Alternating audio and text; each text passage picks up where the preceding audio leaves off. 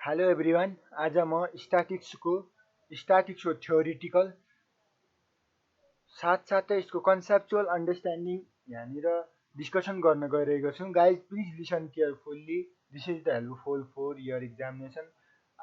यसमा हामीले सिम्पल ल्याङ्ग्वेजमा यो नोट तयार गर्ने हेतुले यो भिडियो बनाउन गइरहेको छु र यसमा यदि यो भिडियो हेर्नुभन्दा अगाडि तपाईँहरूले सब्सक्राइब गर्नु भएको छैन भने एकचोटि सब्सक्राइब गर्नुहोला यो च्यानलमा र यस्तै स्ट्याटिक्सको साथसाथै विभिन्न एजुकेसनल रिलेटेडका भिडियोहरू तपाईँहरूले पाउन सक्नुहुनेछ हाई क्वालिटी रिजोल्युसनका साथसाथै इम्प्रुभमेन्ट इन द एजुकेसनल सेक्टरको हिसाबले यो भिडियो तयार पारिएको हो र यसमा अब म स्टार्ट गर्न गएँ र स्टार्ट गर्न जाँदाखेरि हामी अब स्ट्याटिक्स भनेको के हो भनेर यसको इन्ट्रोडक्सनबाट पढौँ। Guys statistics may be defined as the science of collection, presentation, analysing, interpretation of numerical data भनेको यो डिफाइन गरिएको छ कि यस्तो साइन्स हो जहाँ हामी collection, presentation, analysing and interpretation of the numerical डाटाहरूलाई हामीले एनालाइज गर्ने, त्यसको कलेक्सन गर्ने, त्यसलाई प्रेजेन्टेसन गर्ने, त्यसलाई इन्टरप्रिटेसन गर्ने। इन्टरप्रिटेसन भनेको एक्सप्लेन गर्ने हो, त्यसलाई हामीले स्ट्याटिक्स भनेर डिफाइन गरेको छ। त्यसपछि दोस्रो नम्बरमा हामीले हेर्नु पर्दाखेरि statics is used in business forecasting. कुनै पनि बिजनेसको फोरकास्टिङ, फ्युचर फोरकास्टिङको लागि स्ट्याटिक्स भनेको धेरै इम्पोर्टेन्ट छ। Four testing of the hypothesis, साथसाथै हाइपोथेसिसहरू टेस्ट गर्नको लागि पनि स्ट्याटिक्स धेरै इम्पोर्टेन्ट रहेको छ। For the forming of the government and non government policy, birth rate, death rate in a vital statistics. विभिन्न अब भनेको के हो कि अब यो कुन कुन कुराहरूमा युज गर्छ भनेपछि हाम्रो बिजनेस फोरकास्टिङ भनेको बिजनेसको हाम्रो फ्युचर फोरकास्टिङहरू, विभिन्न पोलिसी स्ट्राटेजीहरू कसरी बनाउने त्यसमा हेल्प गर्छ। टेस्टिङ हाइपोथेसिसहरूमा हाइपोथेसिसहरूलाई टेस्टिङ गर्ने काममा युज हुन्छ। अनि forming of government non government policy, governmental अर्थात् नन गभर्मेन्टल पोलिसीहरूलाई फर्मेसन गर्नको लागि पनि यो युज गरिन्छ। साथसाथै बर्थ रेट, डेथ रेटहरू निकाल्नको लागि पनि यो सेन्ट्रल ब्युरो अफ स्ट्याटिक्स भन्ने विभिन्न मन्त्रालयहरू साथसाथै भेरियस सेक्टरहरूमा यो युज गरिन्छ भनेको हो।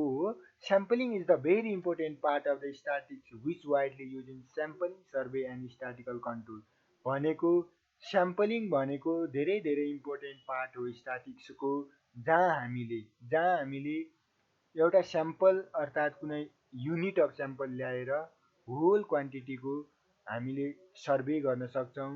त्यसको हामीले स्ट्याटिकल वेबाट कन्ट्रोल गर्न सक्छौँ कस्तो क्वालिटीको छ भनेर। त्यो पनि स्ट्याटिक्सभित्र रहेको एउटा स्याम्पलिङले इन्डिकेसन गर्छ भने अब हाम्रो ल अफ स्ट्याटिक्समा कतिवटा दुईवटा मात्र ल छ।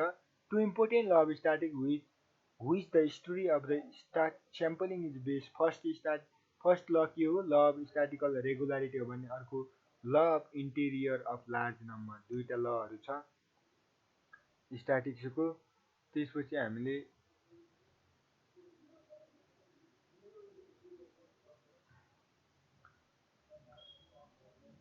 ल अफ स्ट्याटिक्स पढेपछि हामी statics is divided into so many part, विभिन्न धेरै पार्टहरूमा स्ट्याटिक्सका हाँगाहरू धेरै छ, तर मेनली हामीले यहाँनिर some important division of statistics, केही महत्त्वपूर्ण स्ट्याटिकल डिभिजनहरू यहाँ प्रस्तुत गरिएको छ। एट फर्स्ट डिस्क्रिप्टिभ स्ट्याटिक्स भनेको सुरुवातीमा हाम्रो के डिस्क्रिप्टिभ स्ट्याटिक्स, त्यसपछि एप्लाइड स्ट्याटिक्स भनेको एप्लाइड स्ट्याटिक्स, त्यसपछि हाम्रो स्ट्याटिक्स अफ इन्फेरेन्स भनेको स्ट्याटिक अफ इन्फेरेन्स। अनि तेस्रो एनालाइटिकल स्ट्याटिक्स भनेको एनालाइटिकल स्ट्याटिक्स, त्यसपछि म्याथमेटिकल स्ट्याटिक्स भनेको म्याथमेटिकल स्ट्याटिक्स भनेको यी कतिवटा पाँचवटा स्ट्याटिक्स मेन इम्पोर्टेन्ट पार्ट हुन् भन्यो। त्यसपछि हाम्रो statics is use different subject, विभिन्न सब्जेक्टहरूमा हामीले के स्ट्याटिक्सहरूलाई युज गरिएको हुन्छ। It is must use in economic management and social science र यो हाम्रो जनरल्ली यो विभिन्न सब्जेक्टहरूमा युज भएको हुन्छ। तर पनि हामीले इकोनोमिक्स म्यानेजमेन्ट र सोसियल साइन्समा यसको धेरै युज भएको पाइन्छ। सम इम्पोर्टेन्ट लिमिटेसन अफ स्ट्याटिक्सका केही इम्पोर्टेन्ट लिमिटेसनहरू। It is not useful for qualitative data. यो क्वालिटेटिभ डाटाको लागि कुनै युजफुल छैन। क्वालिटेटिभ भनेको अब क्वान्टिटी भनेको नम्बरमा एक्सप्रेस गर्न सक्ने डाटाहरूलाई मात्र यसले भन्छ नि त। यो ब्युटीहरू यस्तो क्वालिटी यसमा कस्तो क्वालिटी छ त हो त्यो क्वालिटी त भन्दैन यो। It is always deal with the group not with the individual. यो खास जनरल्ली स्ट्याटिक्स भनेको ग्रुपहरूमा को कुरा गर्छ। यसले कुनै इन्डिभिजुअल भनेको कुनै एउटा सिङ्गल टर्नको कुरा गर्दैन भनेको हो। It can be misuse. यो हाम्रो मिसयुज पनि हुनसक्छ। Statistics law are not correct like laws of natural science. Natural साइन्सको लहरू जस्तै स्ट्याटिक्स लहरू त्यति के भएको छैन, करेक्ट छैन भन्यो। अनि त्यसपछि guys after this we move forward which is the next topic is data.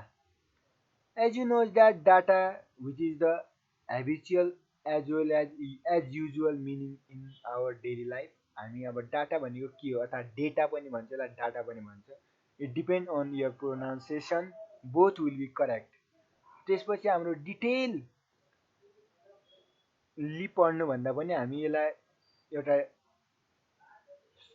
Descriptive वेमा पढ्न गइरहेका छौँ। अब हामीले data is a numerical information which is obtain during the investigation भनेको हामीले खोज अनुसन्धान गर्दाखेरि पाइएको एउटा न्युमेरिकल इन्फर्मेसनलाई डाटा भन्छौँ।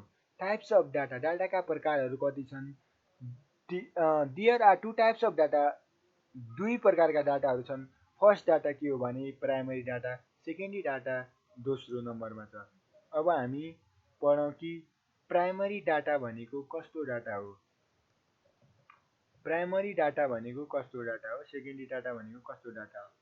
प्राइमरी डाटा भनेको it refers data with originally collected from the first time to investigate himself for specific purpose भनेको कुनै एउटा it refers to the data which is originally collected for the first time to investigate himself for the specific purpose भनेको के हो कि कुनै पनि व्यक्तिले कुनै पनि इन्भेस्टिगेटरले इन्भेस्टिगेसन गर्छ कि स्पेसियल पर्पोजको लागि कुनै डाटा पहिलोचोटि कलेक्सन गरिरहेको छ भने originally first time collect data गरिरहेको भने त्यसलाई हामीले के भन्छ? प्राइमरी डाटा भन्छौँ।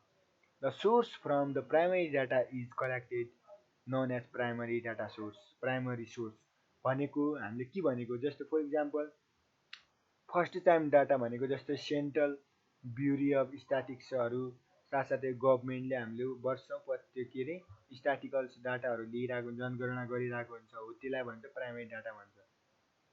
अनि यस्तोहरूलाई भन्छ primary data. Some well known source of primary data र ती प्राइमरी डाटा आउनुका सोर्स के हुन् भने एउटा सेन्ट्रल स्ट्याटिकल अर्गनाइजेसनहरू साथसाथै नेसनल स्याम्पलिङ सर्वे अर्गनाइजेसनहरू भयो। यी दुईटाहरू मेन सोर्स हुन्। अनि सेकेन्डरी डाटा भनेको के हो? It refers to the data which originally collected by person other than who acquire it. जसलाई चाहिएको छ, जसलाई जरुरत छ त्योभन्दा अर्को थर्ड पर्सनले ओरिजिनल्ली त्यो डाटा कलेक्ट गर्छ भने त्यसलाई हामी के भन्छौँ? Secondary data. The source of the secondary data are called known as the secondary source. र त्यो डाटाहरू हामी कलेक्सन गर्छौँ त्यसलाई हामीले सेकेन्डरी सोर्स भन्छौँ। सेकेन्डरी डाटा कलेक्सन गरिएको सोर्सहरू they are generally collected from the newspaper magazine and journal. त्यही त अब त्यो भनेको यसमा थर्ड पार्टीले गर्ने हो। त्यो खास यो के अरे कुनै ओरिजिनल्ली स्पेसिफिक पर्पोजको लागि फर्स्ट टाइम गरेको डाटा होइन।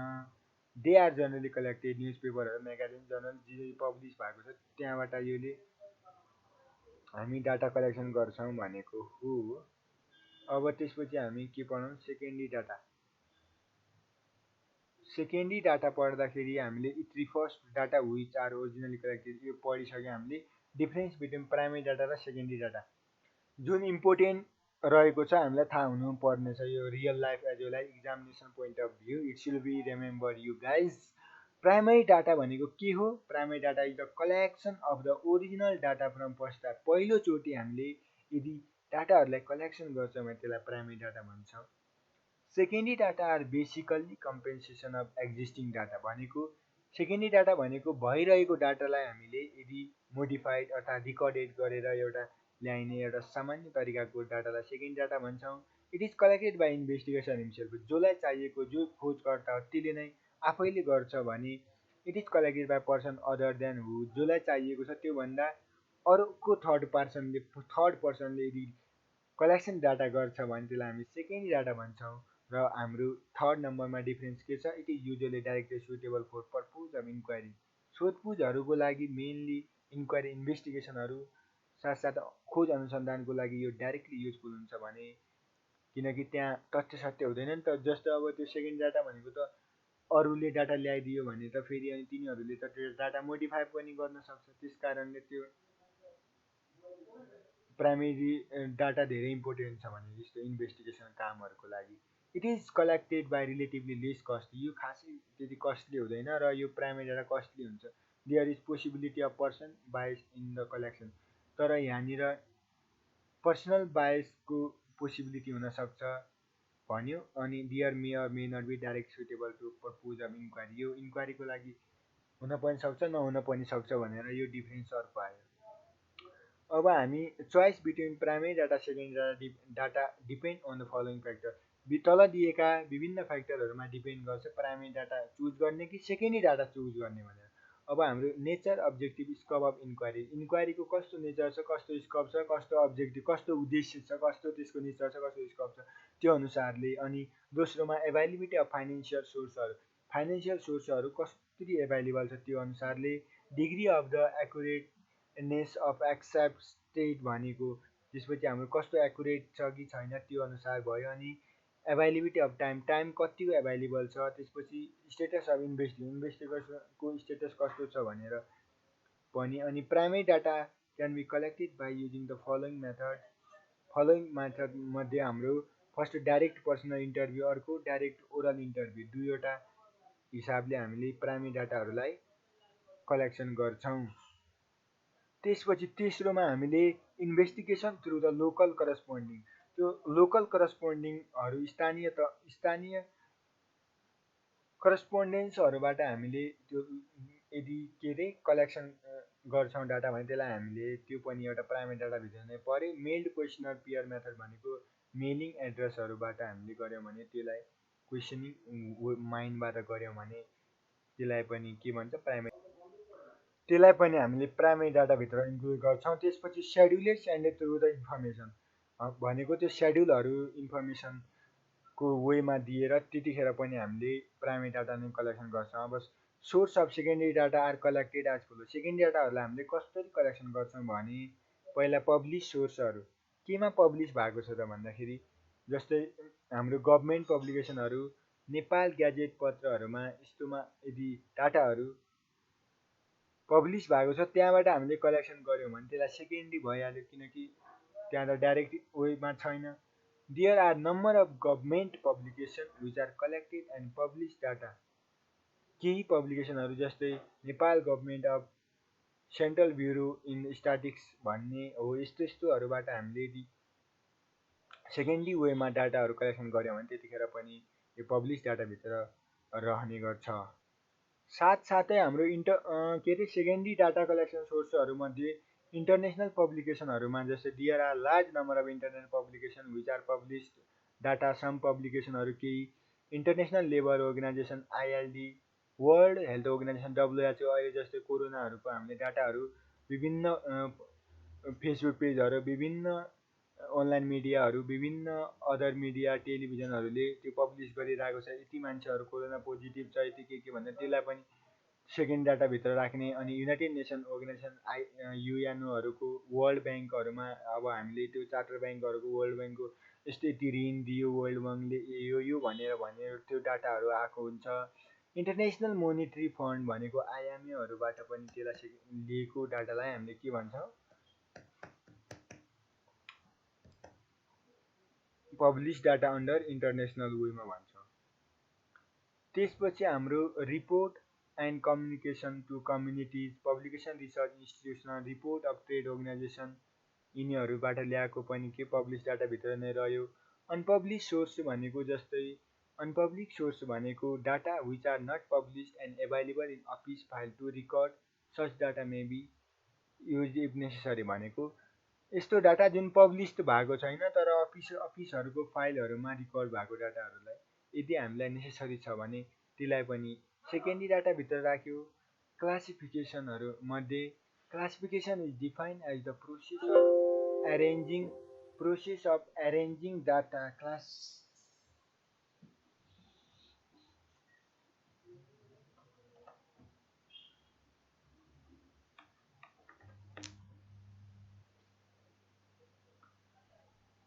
Classification is the defined as process of arranging data into group or class. विभिन्न ग्रुप र क्लासहरूमा यदि डाटाहरूलाई एरेन्ज गरेछ भने त्यसलाई क्लासिफिकेसन भन्छ। According to occurrence in a given expression to the unity to contribute this substate among the diversity of individual. Individual को फरक डाइभर्सिटी का कारणले यदि हामी युनिटी एट्रिब्युट गर्न सक्दैनौँ त्यतिखेर लिएको डाटाहरूलाई हामीले क्लासिफाई गर्यौँ भने त्यसलाई क्लासिफिकेसन भित्र राख्ने। अनि public objective of classification are as follows भनेको principal objective of classification are as follow. क्लासिफिकेसनका प्रिन्सिपल अब्जेक्टिभहरू के हुन् भने for the comparison of data, data कम्पेरिजनको लागि एउटा, to utilize data for further statical एनालाइसिसको लागि दुईटा, त्यसपछि हाम्रो टु प्रेजेन्ट डाटा मोर क्लियरलीको लागि तीनटा, to condense the mass of data in a manner or similar dissimilarity readily incomprehensive. Fourth main characteristics of good classification. Good classification का main characteristic के हुन्? It should be exhaustive, it should be homogeneous, it should be mutually exclusive, it should be stable, it should be flexible, it should have a suitability. यिनीहरू के भए main characteristic of good classification. Advantage of क्लासिफिकेसनको advantage के हो भने classification is useful for the comparison. Data comparison गर्नको लागि classification important छ। इट इग्नोर अननेसेसरी डिटेल, नचाहिने कुराहरूलाई यसले इग्नोर गरिदिन्छ। It is useful for the study of relationship between several characteristic. विभिन्न क्यारेक्टरिस्टिक फिचरहरूलाई रिलेसन स्टडी गर्नको लागि यो हेल्पफुल छ। It is useful for the further statical treatment, विभिन्न स्ट्याटिकल ट्रिटमेन्टहरूको लागि पनि यो युजफुल छ। टाइप्स अफ क्लासिफिकेसन, क्लासिफिकेसनका टाइपहरू के हुन् भने हामीलाई quantitative classification, qualitative classification, temporal classification र जियोग्राफिकल क्लासिफिकेसन। अब हामी क्वान्टिटेटिभ क्लासिफिकेसन पढौँ। When the basis of classification is according to difference in the quantity, the classification is called quantitative classification. भनेको यदि क्लासिफिकेसन कुनै क्वान्टिटीको आधारमा हामीले क्लासिफाई गर्यौँ त्यसलाई हामी क्वान्टिटेटिभ क्लासिफिकेसन भन्यौँ। Qualitative classification, when the basis of classification is according to attribute, then it is called qualitative classification. जुन एट्रिब्युटको आधारमा हामीले यदि क्लासिफिकेसनहरू डाटालाई बेस मानेर क्लासिफाई गर्छ त्यतिखेर हाम्रो क्वालिटी क्लासिफिकेसन भयो। अनि टेम्पोरल क्लासिफिकेसन भनेको when the basis of classification is according to difference in time is called temporal classification. टाइमको डिफरेन्स अनुसारले हामी डाटाहरूलाई क्लासिफिकेसन गर्यौँ भने तपाईँहरूको टेम्पोरल क्लासिफिकेसनभित्र पर्यो। अनि त्यसपछि जियोग्राफिकल क्लासिफिकेसनभित्र के पर्छ भने when the basics of a classification is according to the geographical location and place, then classification is called geographical classification। भनेको भूगोलको अनुसार हाम्रो फिजिकल साथसाथै जियोग्राफिकल लोकेसन अर्थात् प्लेसको अनुसार हामीले यदि क्लासिफिकेसनहरूलाई डाटा गऱ्यौँ भने जियोग्राफिकल क्लासिफिकेसन भने जस्तै अब गण्डकी प्रदेशमा यति वृद्धहरू यति वयस्कहरू यति चिल्ड्रनहरू छन् भनेर त्यो डाटाहरू ल्यायो भने त्यो हो जस्तै भूगोल अनुसारहरू प्रदेश छुट्याएको छ त्यस्तै त्यो डाटाहरू कलेक्सन गर्यो भने त्यसलाई हामी जियोग्राफिकल डाटाभित्र राख्छौँ। Classification according to attribute is the method, classification according to attribute is the method in which data are divided on the basis of quality. Quality अनुसार जस्तै अनेस्टी अर डिसअनेस्टी, त्यसै गरी म्यारिड अनम्यारिडहरू on the basis of religion such as Hindu, Sikh, Isai extra are the attribute to which can be measured in quantitatively. जस्तै simple classification of two all fold classification भयो एउटा, अनि अर्को मेनी फोल्डेड क्लासिफिकेसन भनेको यो एट्रिब्युटको अनुसार दुईवटा, एउटा सिम्पल अर्थात् टु फोल्ड क्लासिफिकेसन भयो भने अर्को मेनी फोल्ड क्लासिफिकेसन। त्यसपछि हाम्रो टेबुलेसन भनेको के हो? टेबलमा अब प्रेजेन्टेसन गर्नेलाई टेबुलेसन भनिन्छ होला नि है। अब टेबुलेसन भनेको के हो भन्दाखेरि you you guys are more familiar the term tabulation, which means it is the scientific process used in setting out collecting data and understandable form। भनेको एउटा यस्तो साइन्टिफिक प्रोसेस हो जहाँ हामी डाटाहरूलाई कलेक्सन गर्छौँ जुन अन्डरस्ट्यान्डेबल होस्, बुझ्ने खाले होस् भनेर।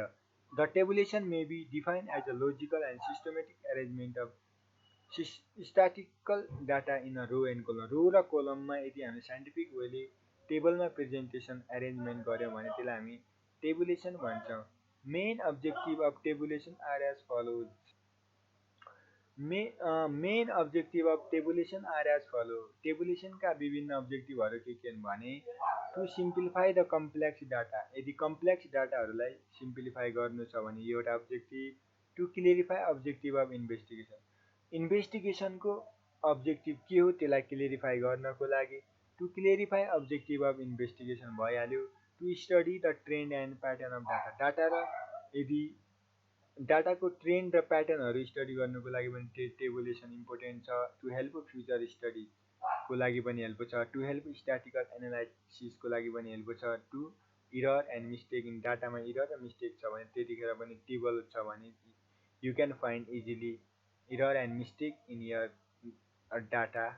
त्यसपछि हाम्रो essential part of the statical table. Statical टेबलमा के हुनु पर्यो भनेपछि टेबल नम्बर त हुनु पर्यो, टाइटल अफ टेबल हुनु पर्यो, डेट हुनु पर्यो, स्टब अर्थात् टाइटल अफ रो भित्र तलतिर राखिन्छ नि हो त्यसलाई स्टब भन्छ।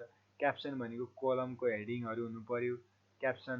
अनि क्याप्सन भनेको त अब हेडिङ हो, यो त बुझिहाल्नुहुन्छ तपाईँहरूले। फेसबुकमा पनि क्याप्सनहरू हुन्छ त्यस्तै।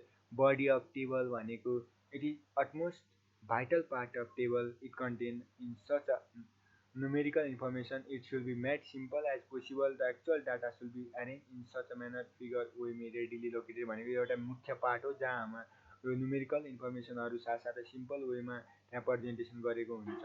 अब युनिट अफ मेजरमेन्ट हुनु पर्यो। त्यसपछि सोर्स नोटहरू। A source note is the bottom of a table should be given indicate primary source as well as secondary source for way data are given. भनेको डाटाको यदि डाटा लिइसकेछ भने त्यसको तल्लोतिर हामीले न्यारेसनमा लेख्छौँ यो प्राइमरी डाटा कलेक्सनबाट ल्यायो कि सेकेन्ड डाटा कलेक्सनबाट हो भनेर। त्यो फुटनोट भनेको अब it is also place at bottom of table. टेबलको तलतिर नै यसलाई पनि हामी राखेको हुन्छ। It is statement which contain explanation of some specific item and fact.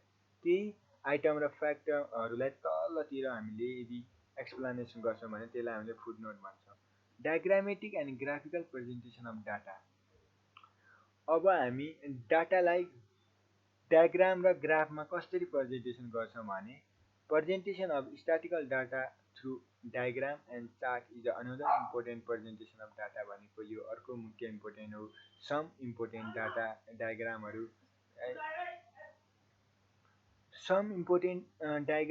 एउटा बार डायग्राम हो, अर्को सर्कल डायग्राम।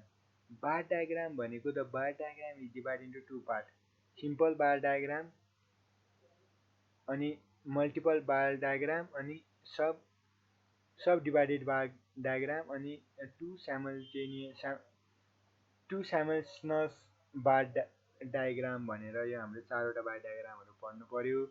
अनि सर्कल डायग्राम भनेको कस्तो हो भने स्याम्पल सर्कल डायग्राम अर्थो subdivided circle diagram or pie chart भयो। त्यसपछि भेरिएबल्स भनेको के हो भन्दाखेरि any numerical character which can be use measured or which are vary from one individual to another is called variable। जस्तै height, weight, income, expenditure, profit, market. एक व्यक्ति भन्दा अर्को व्यक्तिहरूमा यदि न्युमेरिकल मेजरमेन्टहरू डाटाहरू यदि फरक आउँछ, भेरिएसन आउँछ भने त्यसलाई हामी भेरिएबल भन्छौँ। त्यसपछि भेरिएबल दुई टाइप्स छ, डिस्क्रिट भेरिएबल र कन्टिन्युअस भेरिएबल। अब डिस्क्रिट भेरिएबल भनेको के हो? The variable which can be assume a countable number of discrete value are known as discrete variable. जो हामीले एज्युम गर्न सक्छौँ र काउन्ट गर्छौँ त्यसलाई हामीले डिस्क्रिट भेरिएबल भन्छ। अब कन्टिन्युअस भेरिएबल भनेको those variable which can be assume any value between two certain limit is known as continuous variable. जस्तै height of student of school अनि वेट अफ स्टुडेन्ट, सेलरी, वेजेसहरूलाई पनि कन्टिन्युअस भेरिएबलभित्र राख्ने। त्यसपछि तपाईँहरूको डिस्ट्रिब्युसनहरू भयो। A group of value of variable is known as distribution. त्यो भेरिएबलहरू भ्याल्युहरूको भेरिएबललाई यदि ग्रुपमा हामीले डिस्ट्रिब्युट गर्छौँ भने त्यसलाई डिस्ट्रिब्युसन भन्छ। फ्रिक्वेन्सी भनेको के हो? A number of time of observation is repeated in the distribution is known as frequency and denoted by F. भनेको हामीले अब्जर्भेसनहरू कतिको रिपिटेड छ त्यसलाई हामीले के भन्छौँ? फ्रिक्वेन्सी भन्छौँ। फ्रिक्वेन्सी डिस्ट्रिब्युसन भनेको के हो? A distribution in which value of variable is given with frequency is known as frequency distribution. It is of two type. Frequency distribution दुई टाइपको हुन्छ, एउटा डिस्क्रिट फ्रिक्वेन्सी डिस्ट्रिब्युसन, अर्को कन्टिन्युअस फ्रिक्वेन्सी डिस्ट्रिब्युसन। जस्तै हामी इक्जाम्पल हेरौँ है गाइज। यदि if the value of discrete random variable are given with a respective frequency, the sum system manner it present is called discrete value। जस्तै discrete भनेको यो एफहरू 1 2 3 छ भने अनि एफ फ्रिक्वेन्सीहरू 5 6 छ। जस्तै एक्स भने अब्जर्भेसन 1 मा 5 वटा टाइम्स फ्रिक्वेन्सी भयो, अनि 2 मा 7 वटा टाइम्स, 3 मा 3 वटा, 4 मा अब्जर्भेसन 2 वटा चोटि रिपिट भएको छ भने त्यसलाई हामीले के भन्यो? डिस्क्रिट ऱ्यान्डम भन्यो। अनि त्यसपछि ऱ्यान्डमली छ नि त, 5 7 3 2 यस्तो छ नि त। In a continuous frequency distribution, in a continuous frequency distribution data are given in class interval. हामीले कन्टिन्युअस डाटा फ्रिक्वेन्सी डिस्ट्रिब्युसनमा डाटाहरूलाई क्लास इन्टरभलमा के गरे डिस्ट्रिब्युसन गरेका हुन्छ। If the observation or series are divided into group, the group is bounded by limit. यदि अब्जर्भेसनहरू र सिरिजलाई हामीले ग्रुपमा डिभिजन गर्ने हो भने त्यो ग्रुपहरूलाई हामीले बाउन्डेड लिमिट भन्छौँ। Then this group is call class. ती ग्रुपलाई क्लास पनि भन्छौँ। End value of the class is call limit. त्यो क्लासको इन्ड भ्याल्युलाई लिमिट भन्छ, क्लास लिमिट भन्छौँ। Smaller value of a is limit and lower limit L हो भने higher value upper limit, higher value अब अप्पर लिमिटलाई युले के अरे डिनोट गर्छौँ। त्यसपछि difference between lower limit L and upper limit U is called class interval or length of class or magnitude of class भनिन्छ भने central value of the class is called mid pointer or mid value or class mark. It is half of the sum of the lower and upper class को एउटा हाफलाई भन्छ। जस्तै mid value भनेको के हो कि अप्पर लिमिट र lower लिमिटको divide by 2 गर्यो भने मिड भ्याल्यु आउँछ, हाफ दुईटाको सम। त्यसपछि तपाईँहरूको when the class interval are so fixed then upper class of limit include class is known as inclusive method of classification। when the class interval are fixed then upper limit of class one class and lower limit of next class is known as exclusive method of classification हो भने cumulative frequency corresponding to class is the sum of all frequency up to the including that class। अब cumulative frequency distribution of a frequency of particular class is obtained by adding frequency of that class that all frequency is previous class। भनेको cumulative frequency निकाल्दाखेरि हामीले त्यो फ्रिक्वेन्सीहरू क्लासलाई hold राखेर अनि next क्लासहरूबाट हामीले add गर्दै गर्दै गर्दै जाने हो भनेको त्यसलाई हामीले क्युमुलेटिभ भन्छ के। क्युमुलेटिभ फ्रिक्वेन्सी डिस्ट्रिब्युसन है टु टाइप्स।